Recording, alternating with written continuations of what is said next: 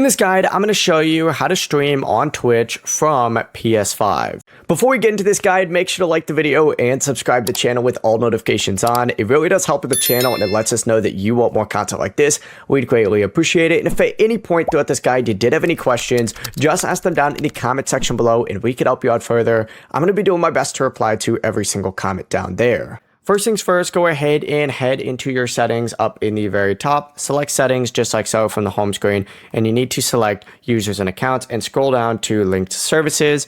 Go ahead and select this, choose Twitch, and then link your Twitch account right here.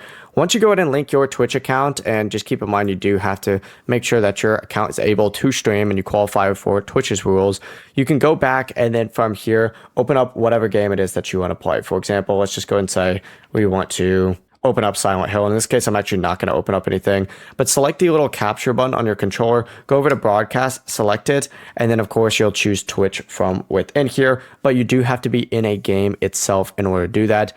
Now, before you do go live, I would hit the three dots, open up the broadcast options, because that's where you can adjust things like the chat display, notifications, camera, party audio, overlay position, and stream quality. All that's going to be in there. So make sure you do that and you hit create to go back to the broadcast option, and you could stop it from that exact same screen. It's really that simple.